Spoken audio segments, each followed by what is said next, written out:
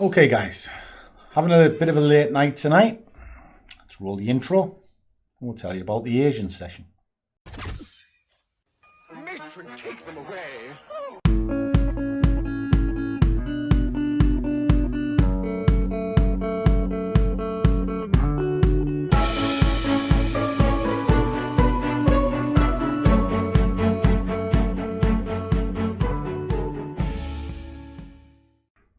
And a warm welcome to one and all. First time here, big fella Scruff. And what I'm trying to do is put trading in the real world. Maybe show you a trick or two along the way. So that sound good? Hit the subscribe button, smash the like, share it to your friends, all that good stuff. And we'll bash on. So what are we doing?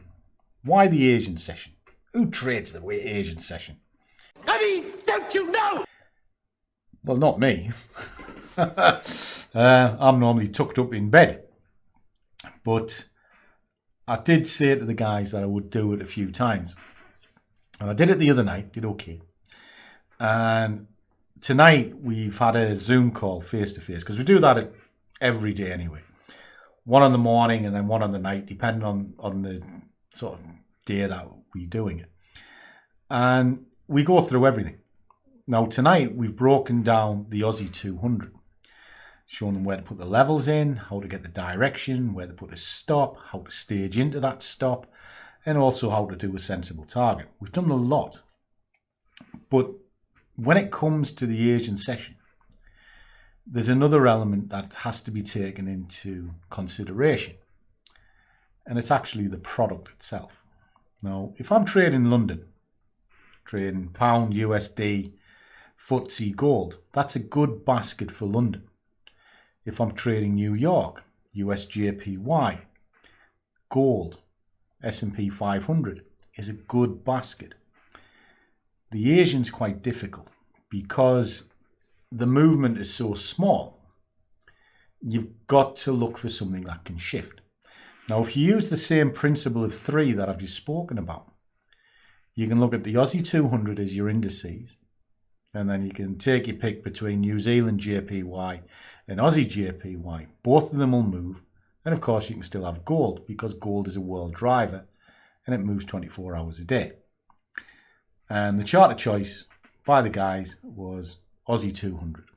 Now, I did trade this the other day, but they were interested to see how the levels be put into place because it's at all-time highs, as are most of the indices. Now, this creates problems in itself because what do? Well, you trade what you see. And you get the argument of people saying, oh, well, it's all-time highs, it's got to correct, it's got to do this, and it can't push any higher. Well, the last time it was at a push point, it was an all-time high. And it did go higher. So what's happened in the past can't happen in the future. So you've got to be prepared for that. So let's pull this chart up. Now, obviously, I won't be doing the speedy thing with this particular one because I'm just going to set it up and set away. And I only really need to go down to a 4-hour chart on this. I have worked it out fully. Let me kind of explain. There's the call that we've just done. And we have them all the time. So we have proper face-to-face, go through the full chart, you name it, blah, blah, blah. Now, in the day trades, I've actually put in, let me just widen that up. I'll put the bigger one on so you can see it. Get rid of that. I've actually put this sheet in. It's this one. Okay. Now, it's telling me, well, I did that earlier on. You saw me do that. That's actually complete. What it's telling me is be really careful with this thing. The main bias is selling down, but it's actually quite weak. You know, if I drip into the tool, it'll tell you it's weak. Okay, flick that back. The deeper trend is indecision. Doesn't really know what's going on in the high time frames. Medium time frames is selling, but the time frames we're interested in is buying. So we're looking to buy this thing as a scalp, which means I'm going to get in and I'm going to get out bloody quick. All right. It is risky because it can go either way. So I'm going to keep the TPs relatively low. And it's telling me to look at a 4-hour chart. Simple stuff. It's a good engine, this. Does quite a lot for me. And if I look at this, you can see that it is moving up, but it's been on a pullback and it's rejected. You can see that here. Now, all of these levels are key levels. And as you see, that's the all-time high. And then it goes into extensions. Now, we sat and worked all those extensions out. So we're going to look at this chart that we're interested in. And as we can see, it is starting to push up. So all I'm going to do is I'm just going to drop an order in on this. And away we go. And I want it to be about 7 or 8 pips. So the first thing I'll do is I'll get a measuring tool. And I'll look for 7 pips. I've got loads of room from here to here. Because if this is pushing up on itself, it's going to come to these. Now, I can also put in entry exits on this. How do I do that? Well, it's very simple. I get a fib. I'll clean this down and took golden eye off it just so that I can rebuild it for you. There to there. Okay. There's my target point, just there. That's my scalp. Now, all I need to do is just drop in an order. And what we're going to do is I'll just pull it in around there.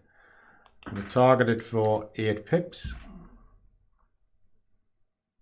And boom. And we're going to drop it in. Well, we'll keep it. Should we do 8 pips? Should we do 10 pips? Let's have a think. Let's have a think. Got plenty of room, won't we?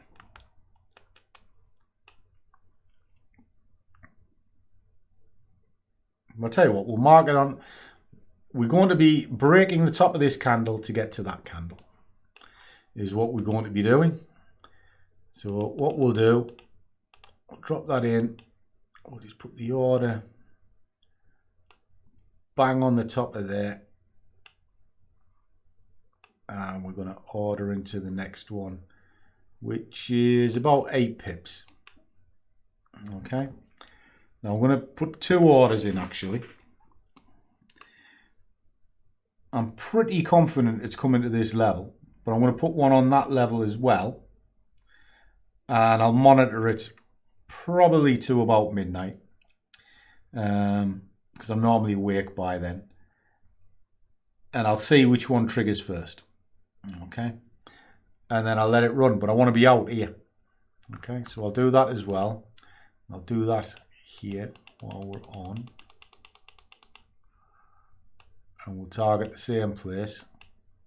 Boom. There we go. So I've got a target here. I've got a target there. And the guys already know where the stop's getting placed. What I'll say about stops and money management and things like that, that's where the money's made, and that's what the squad really benefit from. You know, anybody can get into a chart. Anybody. And any strategy will work if you know how the mechanics of that strategy are. So I wouldn't get too hung up on that either. It's actually your homework and how you react to the chart. Now, I just follow my rules. And my rules on this is a scalp for 7 pips. Get in, get out, be done with it. Now, I'm happy. So what I'll do is I'll switch the camera off. I'll come back to it in the morning. And I'll either live or die by the choice. But the guys are already waiting to see what the outcome is, because I've already predicted it. It's one of my points of difference. I tell them before I go to market what I'm going to do. So as always, catch you in a bit. Well, we're waiting. Well, good morning, boys and girls. Hope you're well. Little experiment last night. Couple of markets put on. It was kind of done for all the guys in the Discord, and certainly for the chaps that are overseas, for the nighttime session.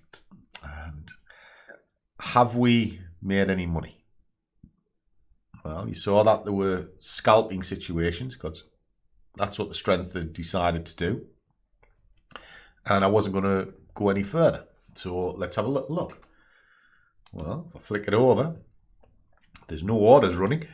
So that's completely shut down. My tickets are out. And yes, the two, what I put in, both ran into profits. Now, I did that while I was asleep, and it was a very simple process. You can see here, it doesn't go far, but what it did do is it went bang into the zones and the levels that I marked out. And if I flick it over onto the other one, did the same thing. We came in from underneath and I was looking to get out on this line, cracked out of that line, and it just kept on going. And that was that. So everything I do is based on levels. And what those levels do is give me a solid framework. I know exactly where the price is going to stall. So that means if it's going to stall there, I can get on the bus. And if I can get on the bus, I can ride the journey.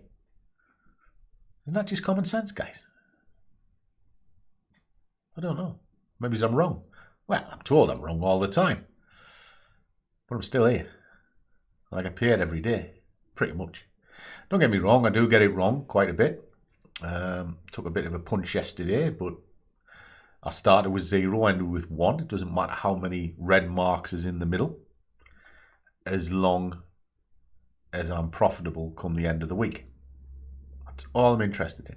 I don't look for holy grails. I don't look for the super systems. I just follow a process. The money looks after itself, and that's it. So when you're seeing it and you're sort of going, oh, I can't day trade, I can't do this. Of course you can. It's just you try too hard. My advice, unlearn everything you know. Just learn the market chart, target appropriately, and be happy with what you got. And that's the essence of trading. If you're looking for big money from small money, you fail. If you're looking for the magic system, you fail. If you're hunting around looking for freebies all the time, you definitely fail. Just take your time, guys. Mark your chart properly and just follow the general trend of the market. It's that simple. Anyway, I'm absolutely knackered because I've done two 24-hour shifts and I am absolutely goosed and happy days. Looks like the gold trade for the early morning surge is coming into play as well. So as a happy boy, I'm going to have an easy day today because I did my work last night. So as always, guys, trade well, keep your risk managed, but above all, do what you love and the money will follow. See you all in the next one.